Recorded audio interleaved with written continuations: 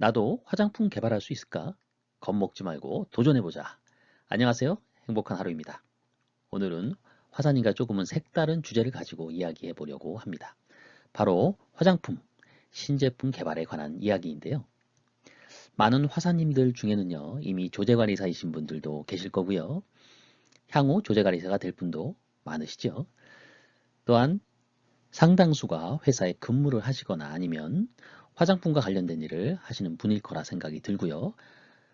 그게 또 아니라면 화장품 업계에 이제 첫 발을 내딛는 그런 준비 생길 수도 있다는 생각도 듭니다. 제가 과거에 경험했던 회사에서의 일 중에는요, 상당 부분 바로 신제품 개발과 관련된 업무를 하였는데요. 돌이켜보면 제품 개발 연관 업무이다 보니까요, 지금 공부하시는 조제관리사 이 시험 과목들의 내용을 미리 알고 있었더라면 정말 효율적으로 일을 할 수 있지 않았을까 하는 생각이 듭니다.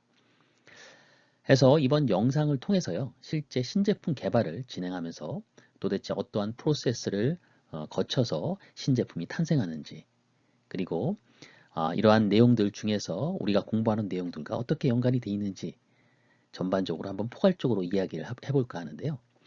물론 제가 말씀드리는 신제품 프로세스는요, 현재 여러분들이 근무하고 계시는 아니면 또 지금 현재 많은 기업들이 각각의 환경과 처해진 근무 환경이 다르기 때문에요.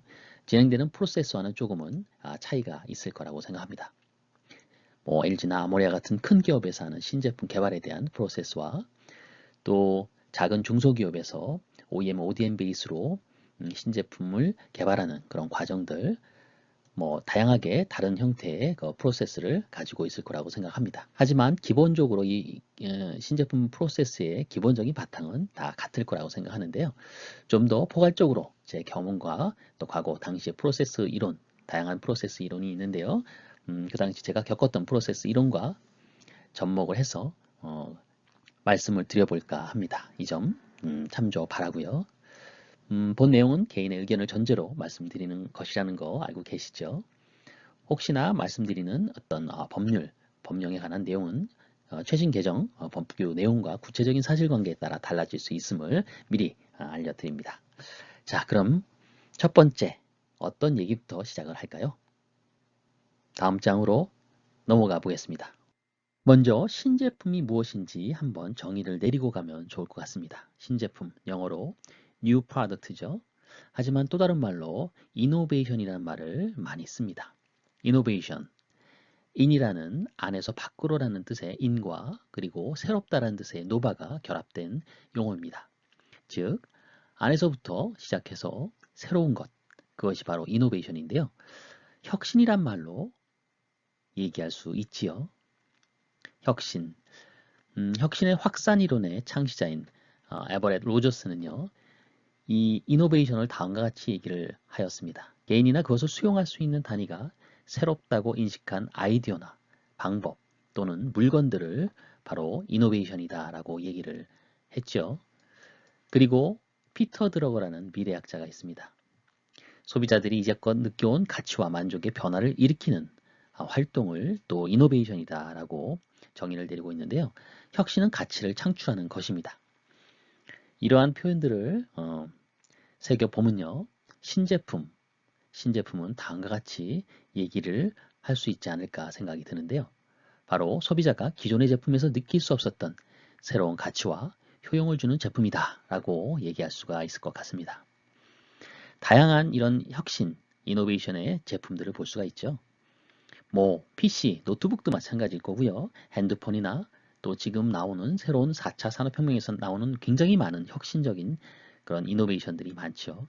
그러면 우리 화장품 업계에서 화장품 기업들이 얘기하는 신제품의 개념은 어떻게 또 분류할 수 있을까 한번 살펴볼까요?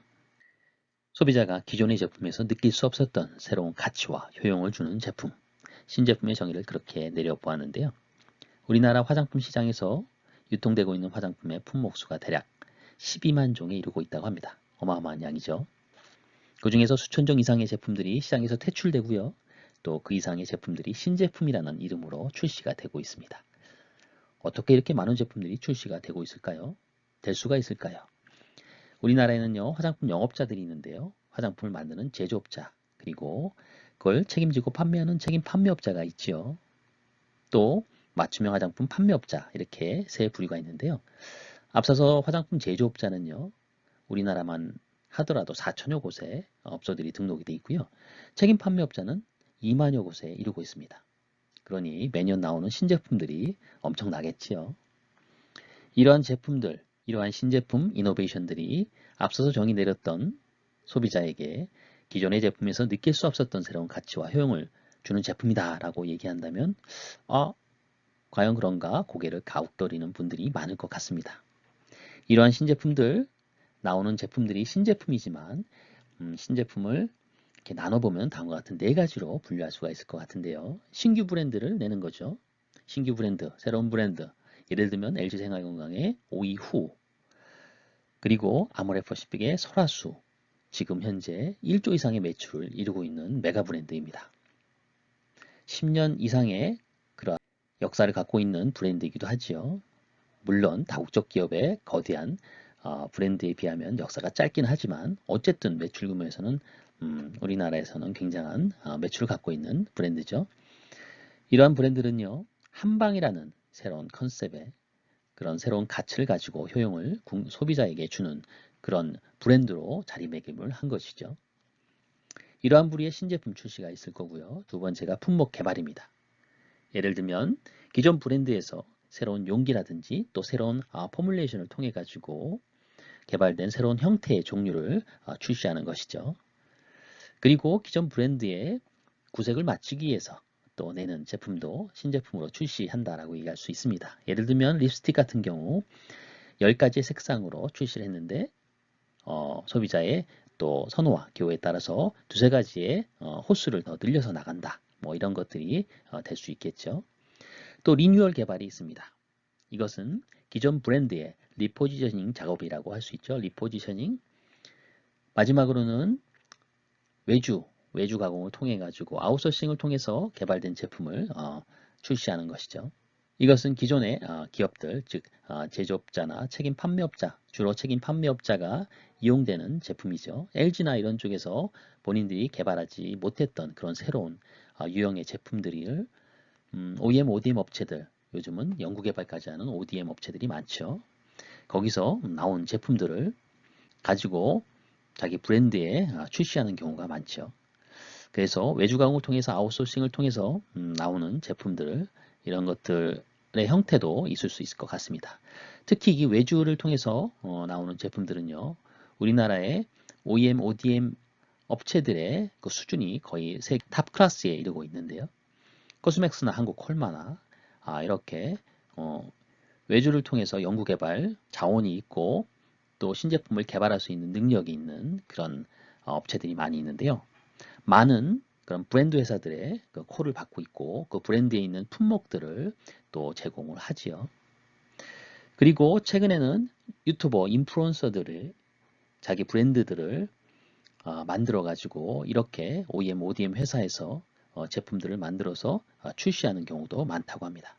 자, 그러면 신제품, 이 이노베이션을 만들기 위해서는 어떤 처음 작업을 해야 될까요? 아마도 이 이노베이션을 이끌어가기 위한 프로젝트 팀을 구성하는 것이 중요한 일입니다. 이런 프로젝트를 수행하기 위해서는요, 필수적인 인력이 필요한데요, 팀 구성이 필요하죠. 이노베이션을 가져가기 위한 신제품을 만들기 위한 중요한 3개 기능 부분은 크게 마케팅, 또 연구, 공장이죠. 물론 그 외에 지원 부서들도 있을 것입니다. 재무나 회계, 인사, 또 구매라든지 등등 다양한 지원 부서들이 있는데요. 그 중에서도 이 마케팅, 연구, 공장 이 3개의 축이 중요한 기능을 하는 부분이죠. 여기서 인력을 구성하게 되고요. 그 인력 구성 중에 이 프로젝트, 신제품 프로젝트 아니면 신규 브랜드의 프로젝트를 이끌 수 있는 리더를 정하는 것이 중요합니다. 리더가 결정이 되면요. 이 리더는 이 3개 주요 부문에서 결정하는데요. 통상적으로 마케팅에서 많이 하고 있죠. 이 팀 리더는요. 우선 이 프로젝트를 구성을 하고요. 이 프로젝트에 대한 명을 정하면 이 프로젝트를 운영하는 데 있어서 굉장히 편리하게 이용할 수가 있죠. 그래서 대부분 이 프로젝트 명들을 정합니다. 그리스 신화에 나오는 제우스, 뭐 아프로디테, 뭐 아가페, 뭐 이런 표현들도 하고요.